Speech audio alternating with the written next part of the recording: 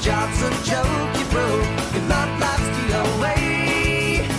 It's like you're always stuck in second gear, when it hasn't been your day, your week, your month, or even your year. This summer at Dr. Pareca's lab, we focus on pain pharmacology. One of the topics we focus on is acute and chronic pain. Alright, so here in Dr. Pareca's lab, we study both acute and chronic pain and the ways we alleviate this pain.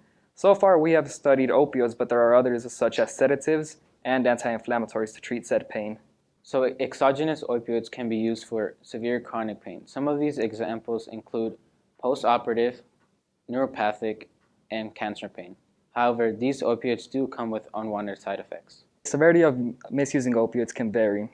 The consequences can include constipation, physical dependence, and addiction. However, the worst of these side effects includes respiratory depression, which can lead to death. This has become a significant issue when people overdose and need naloxone to be administered.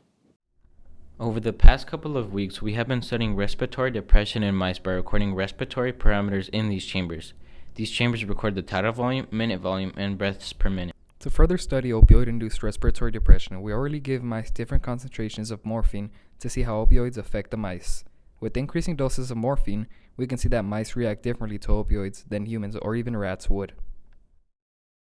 Now that we know the lethal side effects that opioids can have, we ask ourselves, is there any alternatives to them, or is there a way we can minimize these lethal effects when we take opioids? So when discussing respiratory depression, there's a specific area in the brain that causes this to happen.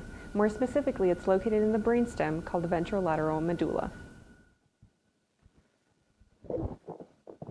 The underlying mechanism of action for endogenous opioids in the medulla isn't fully understood and needs further studies to understand how it works. However, scientists do their utmost best to answer life's biggest questions every day. Not only this, but they also do their best to thoroughly explain what they have found to us. Back to you, Kim. The pre-Botzinger complex is an area in the ventrolateral medulla that contains neurons that are vital for respiratory patterns. So when this is disrupted, things can go wrong pretty quickly. This leads to the conclusion that morphine in mice actually attaches to receptors that promote breathing instead of causing respiratory depression in them. Now that we finished our research in lab, some of the questions we had were, what would the effects of chronic opioid exposure be on mice, and what makes certain doses of morphine reach chronic levels? Other questions I have are how will opioids affect different types of rodents such as rats? Or how will different opioids affect the same respiratory parameters we have already set?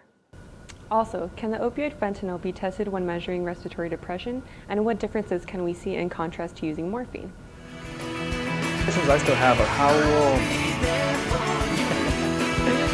Alright. Can be tested when measuring fentanyl.